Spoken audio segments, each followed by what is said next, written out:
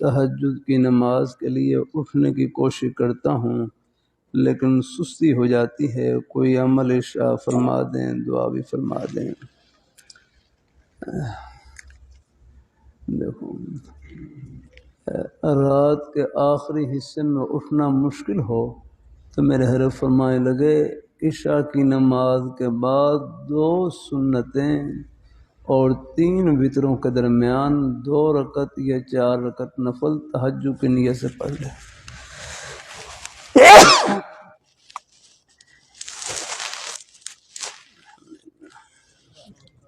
یہدیکم اللہ ویصلح بالکم۔ میرا خیال ہے سردی سے تھوڑا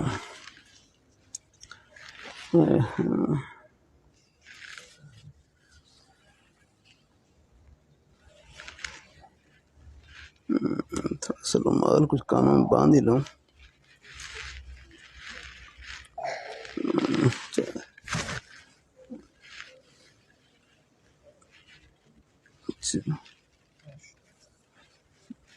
نماز کے لیے اٹھنے کی کوشش کرتا ہوں لیکن سستی ہو جاتی ہے، کوئی عمل ارشاد فرما دیں، دعا بھی فرمائیں۔ اللہ نیک جذبے کو اللہ قبول فرمائے، اللہ پاک بارگاہ میں قبول فرمائے۔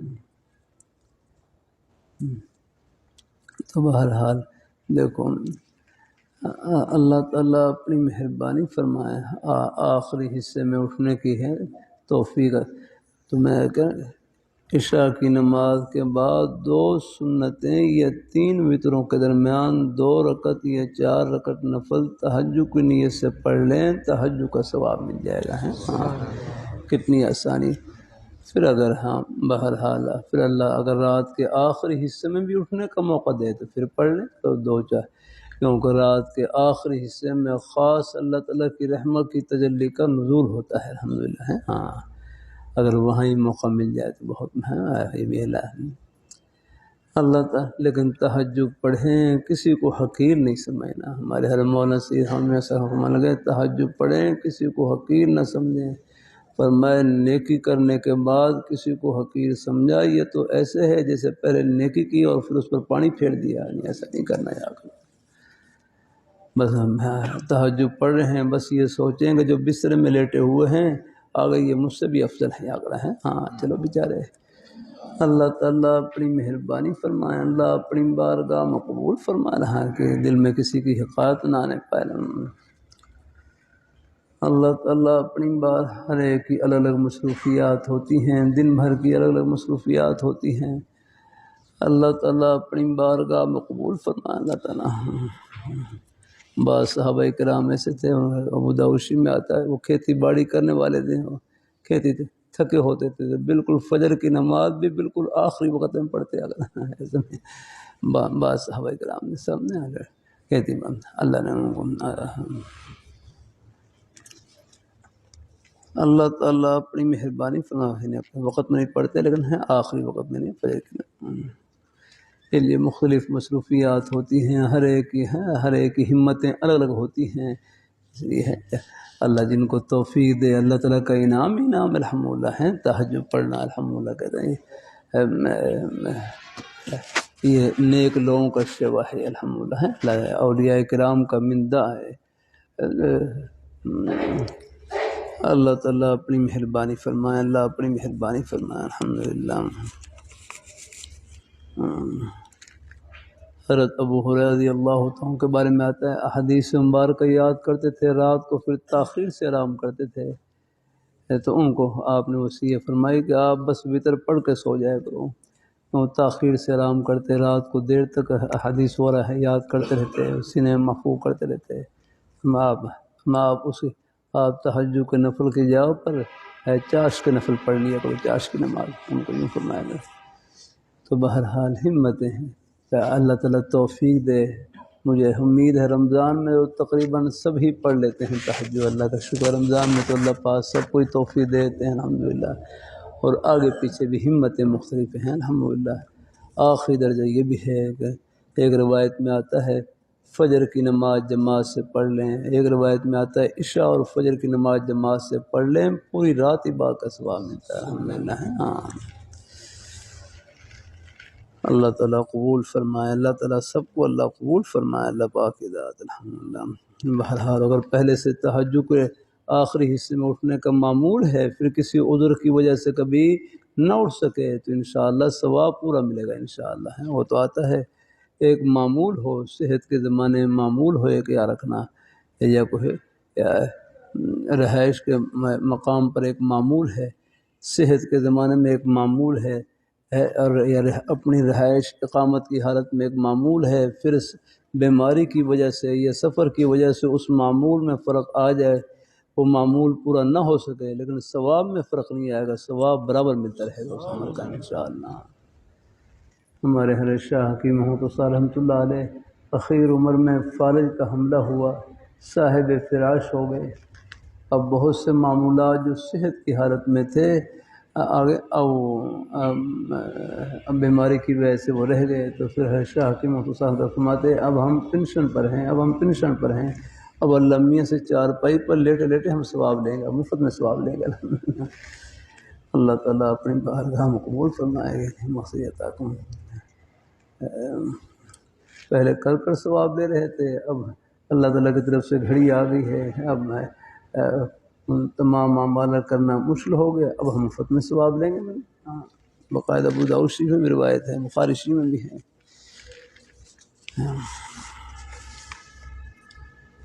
نماز میں دل نہیں لگتا، طرح طرح کے وسوسے آتے ہیں۔ بھائی یہ تو آپ کے نماز کے قبول ہونے کی نشانی ہے۔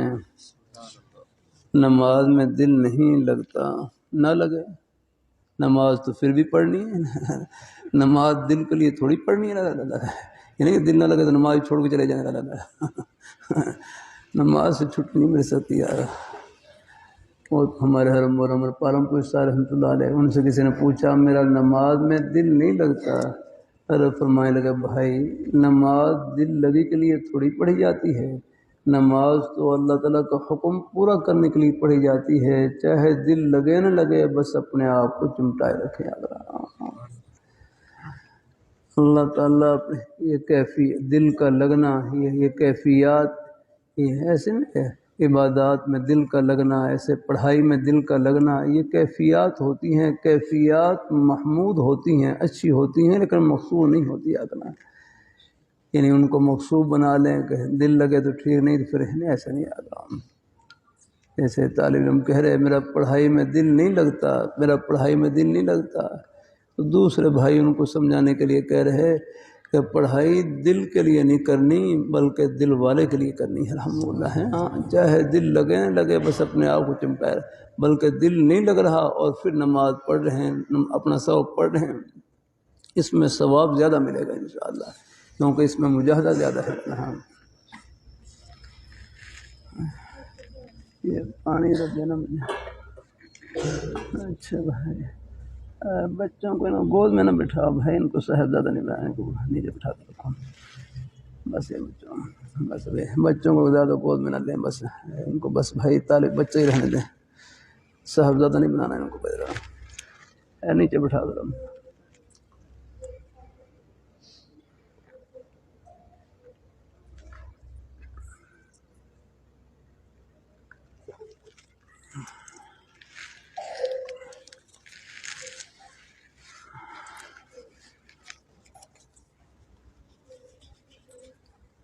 ہمارے بزرگ استاد تھے، وہ طلباء کو کہتے میرا بچہ چھت سے بھی نیچے گر جائے، آپ نے نہیں اٹھانا ہے، اگرانا ہے۔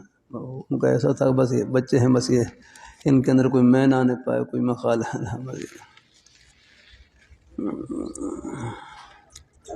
اللہ تعالیٰ اپنے ہاں ایسے بچیاں ہوں، دوسری بچیاں ہوں، بس ایک مہمان آیا تو میرے پاور مہمانوں کے ساتھ چھوٹی بچی بھی، تو بار بار ان کو بس ان سے کچھ بے تکلفی میں کہا بھائی آپ بالکل ہاتھ نہ لگائیں بچی کو، بس ڈانٹا ان کو میں نے، بچی کو ہاتھ نہیں لگانا بالکل۔ ہاں بس الگ بٹھا کر آئندہ گود میں نہ لیا کرنا رہا ہے۔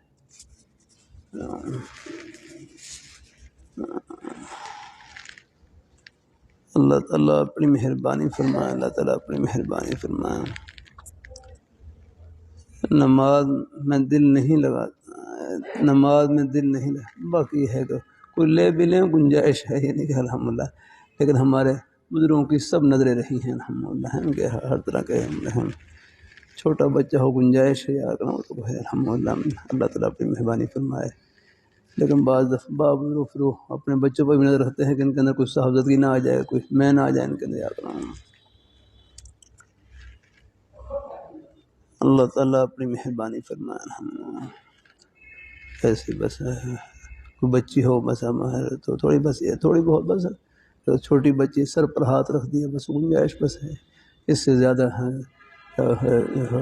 دوسروں کی بھائی کی بچی ہو بس زیادہ بے تکلف نہیں کرنی چاہیے بس الحمدللہ۔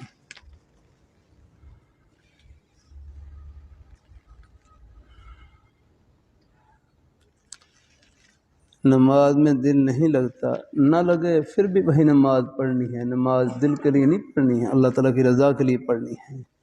بلکہ حضرت گنگوئی رحمۃ اللہ علیہ فرمانے لگے، میں مبارکباد پیش کرتا ہوں اس شخص کو جس کو میں مبارکباد پیش کرتا ہوں اس شخص کو جس کو نماز میں کبھی بھی مزہ نہیں آیا لیکن پھر بھی وہ نماز پڑھتے رہا۔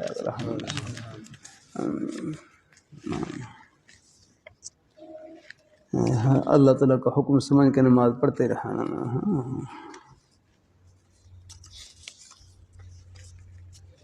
اللہ تعالیٰ اپنی مہربانی فرمائے۔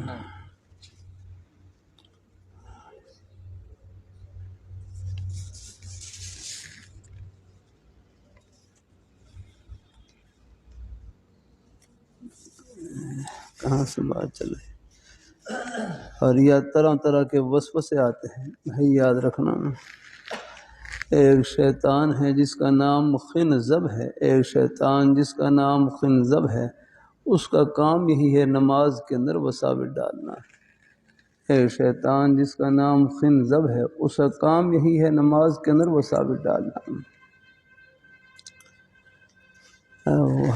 تو یہ جو وسوسے ہیں ان سے تو بچنا ہمارے اختیار میں نہیں ہے، اور یہ وساوس کا آنا یہ وساوس کا آنا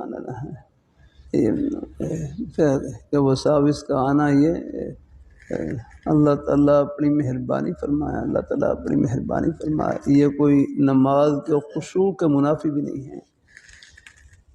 نماز کی دو صفتیں ہیں، خشوع خضوع سے نماز پڑھنا۔ خشوع کا مطلب یہ ہے کہ توجہ سے نماز پڑھنا، خضوع کا مطلب نماز میں عز و انکساری کا اظہار کرنا، لیکن غیر اختیاری طور پر خیالات اور وساوس کا آنا، اس سے نماز کے خشوع اور مرتبہ میں کوئی فرق نہیں پڑتا۔ جب دھیان آ جائے تو متوجہ ہو جائے، مسیح نماز میں خیالات کا لانا منع ہے، خود بخود آ جائے ان کی پرواہ نہ کرے، چاہے وہ پوری نماز میں آتے رہے اگر اللہ تعالیٰ اپنی مہربانی فرمائے، بس لانا منع ہے، خود بخود آ جائے ان کی پرواہ نہ کریں، بس جب دھیان آ جائے متوجہ۔ اس لیے میرے حضرت فرمانے لگے نماز میں خشوع کے لیے، دھیان کے لیے سرسری توجہ بھی کافی ہوتی ہے، زیادہ دماغ پر زور دینے کی ضرورت نہیں ہے، یا کہیں دماغ کے اوپر اثر ہی نہ ہو جائے، بس یہ سرسری توجہ، بس یہ دھیان کہ میں اللہ تعالیٰ کے دربار میں کھڑا ہوں یا رکھنا۔ اور بھی طریقے ہیں خشوع، ہم کہ اللہ پاک کی ذات کا تصور کر لے جو ان کی شان ہے، کسی خاص شکل و صورت میں نہیں۔ اللہ پاک کی صفات کو سوچ لیں کہ وہ کریم ہیں، رحیم ہیں، جبار ہیں، قہار ہیں، اللہ تعالیٰ اپنی مہربانی فرمائے ہے، اللہ تعالیٰ اپنی بارگاہ مقبول فرمائے ہے، وہی ہے، یہ سب خشوع کی نشانی ہے۔ تو نماز میں خیالات کا لانا منع ہے، خود بخود آ جائیں اس کی پرواہ نہ کرے، جب دھیان آ جائے بس متوجہ ہو جائے الحمدللہ۔ اللہ تعالیٰ اپنی مہربانی فرمائے، اللہ تعالیٰ اپنی مہربانی فرمائے، اللہ تعالیٰ۔ تہجد کی نماز کے لیے اٹھنے کی کوشش کرتا ہوں لیکن سستی ہو جاتی ہے، کوئی عمل شائع ہو گیا الحمدللہ۔ تو نماز میں خیالات کا لانا منع ہے، خود بخود آ جائیں ان کی پرواہ نہ کریں۔ ہاں بلکہ میں اپنے حرم کی مجلس میں بیٹھا ہوا میرے حضرت سے صاحب پوچھنے لگے میں اللہ تعالیٰ کا ذکر کرتا ہوں وساوس بہت زیادہ آتے ہیں، میں اللہ تعالیٰ کا ذکر کرتا ہوں وساوس بہت زیادہ آتے ہیں۔ حضرت فرمانے لگے وساوس کا آنا ذکر اللہ کے قبول ہونے کی نشانی ہے۔ سارا بوجھ اتر گیا، کیا رہا پیچھے۔ ہاں اللہ تعالیٰ اپنی مہربانی فرمایا نا، بس لانا منع ہے، گناہ والی باتیں، غلط عقیدے والی باتیں نہ پڑھیں نہ دیکھیں نہ سنیں، بس نا اللہ تعالیٰ قبول فرمائے۔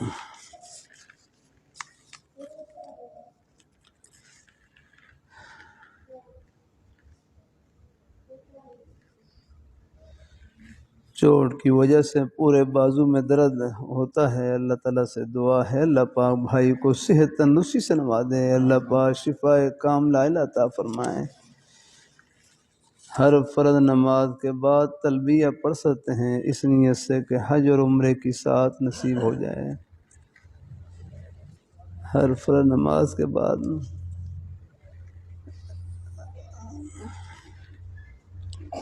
تھوڑا سا پوچھنا پڑے گا ذرا بھائی، ویسے تو خیر اللہ تعالیٰ کا ذکر ہے کر سکتے ہیں، لیکن باقی مزید ذرا پوچھ لیتے ہیں نا۔ ہاں یہ بعد میں صحیح ہے، ابھی ذرا اکٹھے رہ دینا نا۔ گھر میں پریشانی ہے، قرضہ بھی چڑھا ہوا ہے، اللہ اپنے بھائی کی سب پریشانیوں کو دور فرمائے، اللہ عافیت سے رکھے۔ مصروفیت کی وجہ سے ایک مسجد میں امام خطیب ہوں، راولپنڈی میں مصروفیت کی وجہ سے کافی عرصے سے آپ کی خدمت میں حاضر نہیں ہو سکا، دعا فرمائیں حاضری کی جلدی کوئی ترتیب بن جائے، اللہ اپنے بھائیوں کو خوش رکھے، بس ہیں اللہ اپنی بارگاہ میں قبول فرمائے، اللہ پاک کی ذات اللہ تعالیٰ اپنی بارگاہ میں قبول فرمائے۔ ایک مسجد میں امام خطیب ہوں، چلو جب آسانی ہو جب سہولت ہو الحمدللہ، چلو کوئی دور ہونے کی وجہ سے نہ پہنچ سکیں تو کوئی حرج نہیں انشاءاللہ۔ باقی جو محبت ہے اللہ نے دلوں میں نصیب فرما رکھی ہے، یہ سارے فاصلے ختم کر دیتی ہے، یاد رکھنا۔ باقی اللہ تعالیٰ کے دین کے لیے فراق، اس میں اللہ نے ہمیشہ کا وصال چھپا رکھا ہے الحمدللہ۔ تو اللہ تعالیٰ قبول فرمائے، اللہ اپنی بارگاہ میں چلو وہاں قریب بھی چلو اپنے قابل حضرات ہوں ان کی مجلس سے ہے استفادہ کرتے رہے الحمدللہ۔ خود بھی حضرت حکیم اپنے بزرگوں کی نیک کتابیں ہیں، حضرت حکیم الامت حضرت عامر رحمۃ اللہ علیہ کی خطبات حکیم الامت کے نام سے مواعظ ہیں، ان کا مطالعہ کرتے رہے، فائدہ ہو جاتا ہے۔ تبلیغ دین اگر ہو تو وہ شروع کر لیں اور اس کا ہی مطالعے میں رکھیں، تو چلو انشاءاللہ جو دور ساتھی ہیں وہ بھی اپنا سبق ہے۔ اب تو خیر یہ سہولت کی چیزیں آ گئی ہیں، ٹیلی فون کے ذریعے بھی میں اپنے حضرت سے مکہ مکرمہ میں تھا، مدینہ منورہ میں، ان دنوں میں اپنے حضرت سے اصلاحی تقریباً ہر روز ایک ساتھی کے ذریعے اپنے حال کی اطلاع دیتا اور پھر وہ حضرت سے پوچھ کر بتلا دیتے مجھے الحمدللہ۔ تو اب تو خیر یہ ذرائع ہیں کافی الحمدللہ، چلو کچھ ساتھی ہیں ان کو ٹیلی فون کے ذریعے اپنا حال بتلا دیا ہے، وہ مجھ سے پوچھ کے بتلا دے۔ میرا ٹیلی فون ذرا زیادہ بند رہتا ہے، کچھ کمزوری کی وجہ سے زیادہ سن نہیں سکتا، 2-4 ٹیلی فون اکٹھے سن لوں تو بس یہ کان پر نے کچھ اثر شروع ہو جاتا ہے۔ اللہ تعالیٰ اب زیادہ کوئی ٹیلی فون پہلے سن لیتا تھا، لیکن اب ذرا شوگر کی وجہ سے کچھ کمزوری اور بھی کچھ تھوڑے بہت عوارض ہیں۔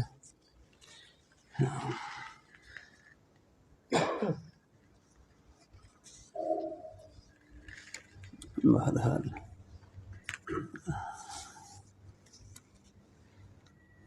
برکت حاصل کرنے کی نیت سے زیادہ بزرگوں کی نسبت حاصل ہو جائے، مختلف بزرگوں سے ایک وقت میں بیعت ہو سکتے ہیں یا کہ نہیں؟ دیکھو وہ فارسی کا ایک مقولہ ہے نا، یک درگیر محکم گیر، یک درگیر محکم گیر، ایک در کو پکڑیں لیکن مضبوطی سے پکڑیں، آگرہ ہے۔ ہاں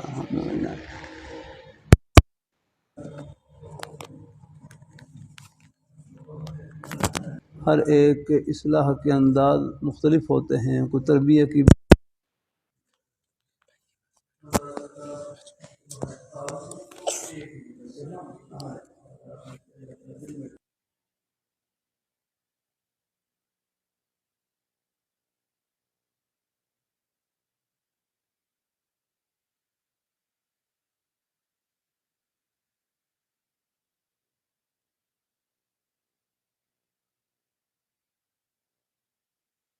بیٹھنے کی، ان کی مجالس سے فائدہ اٹھانے کی آپ نے.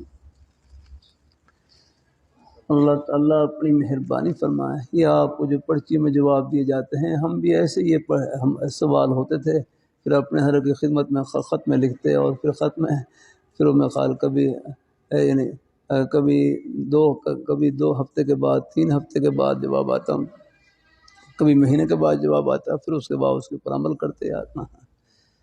اب اللہ نے بس یہ بڑوں کا ہی فیض ہے. اب تو یہ ہے کہ چلو جو بھی آپ نقد حال لکھ دیا، اور ساتھ تھوڑا تھوڑا اس کا جو بھی ٹوٹا پھوٹا الحمدللہ. ہمارے حرمیہ سادہ مقات لالی درس کے بعد ہوتی ہے نا، پہلے سوال جواب کی مجلس ہوتی ہے، بہت سی باتیں ماشاءاللہ وہاں ہمیں مل جاتی ہیں اپنے بزرگوں کے قدموں میں. ایسے ہی جہاں بھی اللہ پاک کتب علیہ سے معلوم کرنا ہے.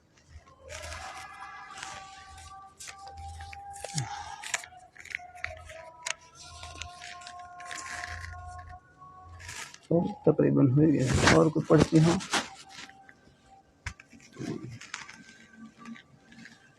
اللہ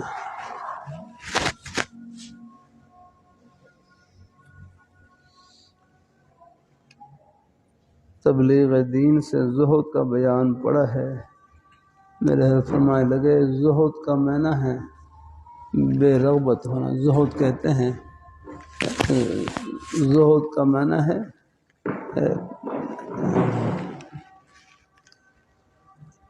بے رغبت ہونا، دنیا سے بے رغبت ہونا ہے. میرے حضرت فرمائے لگے کہ تبلیغ دین میں میرے حضرت فرمائے لگے دنیا سے، زہد کا معنی ہے دنیا سے بے رغبت ہونا. تو اس میں میرے حضرت سے صاحب پوچھنے لگے کہ حضرت اس میں جو زہد کے مراتب پڑے ہیں، زہد کے مراتب کھانے کے اعتبار سے، لباس کے اعتبار سے، رہائش کے اعتبار سے، ان پر عمل کرنا تو بہت مشکل ہے. تو حضرت فرمائے لگے یہ شیخ بتلائے گا اس زمانے میں زہد کے کس مرتبے پر عمل کرنا ہے. پھر فرمائے لگے اس زمانے کا زہد یہ ہے کہ آدمی گناہ سے بچ جائے. اس زمانے کا زہد یہ ہے کہ آدمی گناہ سے بچ جائے گا. اللہ تعالیٰ اپنی مہربانی فرمائے. مجاہدہ، ہر زمانے کے مجاہدے الگ الگ ہوتے ہیں، بالخصوص شہر کے ماحول میں، آس پاس کے ماحول میں. اب تو خیر یہ قدم قدم پر گناہوں کے اسباب موجود ہیں، جو سمجھ سمجھ کر چلے گئے بس وہ آخرت کی خوشیوں میں پہنچ گئے آپ ہیں. اللہ تعالیٰ سب کو اللہ قبول فرمائے، اللہ پاک برکتوں سے نوازے، اللہ خوشیوں سے بھر دے ہیں. آمین آمین. اور ساتھی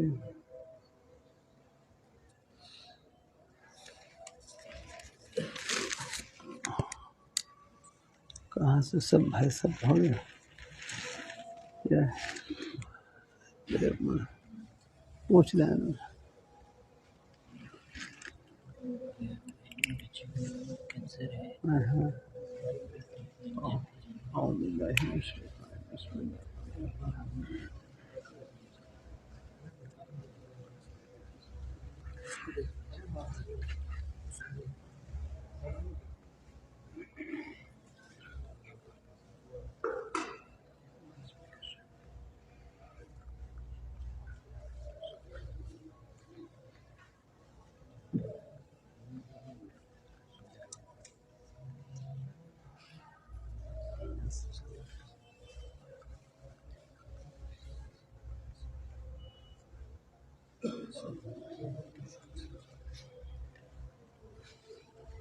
لبیک اللہم لبیک لبیک لا شریک لک لبیک ان الحمد والنعمت لک والملک لا شریک لک ویسے تو حج میں پڑھتے ہیں احرام باندھنے کے بعد، احرام دو چیزوں کا نام ہے، ایک تلبیہ اور ایک نیت یاد رکھنا ہے، ان دو یہ چادریں ہوتی ہیں، یہ تو احرام کی علامت اور نشانی ہوتی ہیں۔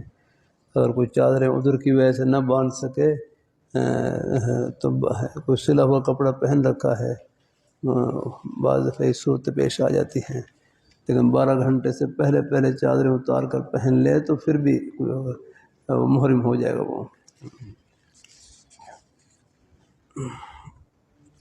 محرم تو خیر پہلے ہی ہے وہ، یعنی کہ احرام جو ہے وہ نیت اور تلبیہ کا نام ہے۔ تو یہ ساتھی پوچھیں ہر فرض نماز کے بعد تلبیہ پڑھ سکتے ہیں؟ تو حرم الشاہ فرما رہے ہیں کہ بطور وظیفے کے پڑھ سکتے ہیں، اس کو لازم نہ سمجھیں ہیں، بطور وظیفے کوئی پڑھ لیتے ہو کوئی ہے نہیں۔ ہمیں ایک مسجد کے خالی پلاٹ پر کسی مخیر آدمی سے مسجد کی تعمیر کروائی تھی، جب مسجد تیار ہو گئی تو وہ صاحب اب کہتے ہیں اذان سے پہلے درود و سلام پڑھا کریں۔ ہاں دیکھو، الصلاۃ والسلام علیک یا رسول اللہ، یہ درود شریف پڑھنے کا اصل موقع اللہ سب کو لے جائے مدینہ منورہ، جب روزہ اطہر پر حاضری ہوتی ہے تو بارگاہ حضرت صلی اللہ علیہ وسلم کی خدمت میں یہی درود شریف پڑھا جاتا ہے نا، الصلاۃ والسلام علیک یا رسول اللہ، الصلاۃ والسلام علیک یا رسول اللہ۔ پھر دیکھو درود شریف پڑھنے کے لیے کوئی وقت مقرر نہیں ہے، کوئی وقت، جب اللہ تعالیٰ توفیق نصیب فرمائے خوب پڑھیں، صرف اذان سے پہلے اس کو خاص کر لینا نہیں۔ یہ ذرا آگے دیکھو، آخر حدیث شریف کی کتابیں میں اذان منقول ہے، اذان حدیث ہے، بلکہ حضرت بلال رضی اللہ تعالیٰ کی اذان اللہ اکبر سے شروع ہوتی تھی اور لا الہ الا اللہ پر ختم ہوتی تھی، اور وہی اذان چلی آ رہی ہے۔ تو پھر کچھ چیزیں اگر اپنی خواہش ہم بڑھا لیں تو بس پھر وہ اللہ تعالیٰ بس یہی کہہ سکتے ہیں کہ اللہ تعالیٰ اپنے دین کی صحیح فہم عطا فرمائے اللہ تعالیٰ ہے، ہاں، کیونکہ شریعت کا ایک ایک حکم اوپر سے آیا ہے یاد میں۔ تو باہر آپ پڑھ لیتے ہیں، چلو اللہ ان کے لیے بھی دعائی ہے، اللہ پاک کی ذات اللہ تعالیٰ دین کی صحیح فہم عطا فرمائے۔ تو اس صورت میں کیا کرنا چاہیے؟ تو حرم صاحب فرما رہے ہیں کہ اگر کوئی شدید مجبوری میں پڑھنا پڑے تو کوئی ساتھی بھی اپنے ہیں کوئی تو شدید، پھر یہ نیت کر لیا کریں کہ میرا درود شریف فرشتے آگے پہنچا رہے ہیں، فرشتے ہیں تو زمین میں جہاں پر درود شریف پڑھا جائے آگے نا تو وہ فرشتے آگے پہنچا دیتے ہیں الحمدللہ، پھر اس نیت سے پڑھ لیا کریں الحمدللہ، اور کوئی شدید مجبوری پیش آ جائے۔ اللہ تعالیٰ اپنی مہربانی فرمائے۔ ہمارے ایک بزرگ تھے حضرت مولانا مالک صاحب رحمۃ اللہ علیہ میں، وہاں سندھ میں میرپور میں تھا وہ حضرت، بس وہ جس ماحول میں تشریف لاتے تھے وہاں ماحول جو زیادہ بڑے بھائیوں کا تھا، جن کو تبلیغ جماعت والے ہمارے بڑے بھائی کہتے ہیں نہیں، ان کا ماحول، تو وہاں کافی عرصے تک اذان سے پہلے درود شریف پڑھتے رہے، صلاۃ والسلام پڑھتے رہے، اور ساتھ ساتھ ان کی عقائد پر ہی محنت کرتے رہے، تو اللہ نے ماشاءاللہ عقائد ٹھیک کر دیے۔ پھر وہ خود ہی کہنے لگا حضرت اب جیسے پہلے جو سنت کے مطابق اذان ہے وہ اسی کے مطابق اذان دے دی جائے الحمدللہ۔ تو حکمت سے ہر کام کیے ہیں اللہ تعالیٰ اپنی مہربانی فرمائے الحمدللہ۔ تو یہاں بھی ہے کوئی شدید مجبوری ہو تو پھر اس نیت سے پڑھ لیا کریں الحمدللہ، پھر آہستہ آہستہ آپ ذرا کوشش کرتے رہیں، سمجھاتے رہیں، اور ہیں صحیح بات ان کو ہیں وہ سمجھانے کی کوشش بھی کرتے رہے۔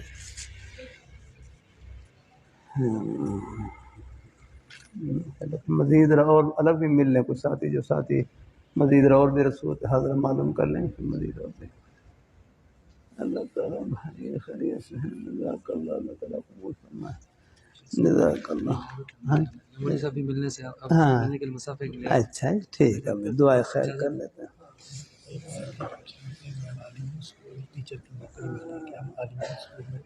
ہاں ہاں ہاں کیسے ہاں ہاں کر سکتے ہیں الحمدللہ، بس یہ ہے چلو اپنا نیک ماحول میں رہیں انشاءاللہ، اللہ پاک داد ہاں بچوں کی نیک تربیت، نیک اصلاح کے نیت سے الحمدللہ کر سکتے ہیں۔ الحمدللہ رب العالمین والصلاۃ والسلام علی رسولہ محمد وعلی آلہ وصحبہ۔ یا اللہ ہمارے اللہ سب مہمانوں کو اپنی بارگاہ میں قبول فرما، اپنی رضا اور خوشنودی سے مالا مال فرما، ہم سب کا خاتمہ بالخیر فرما۔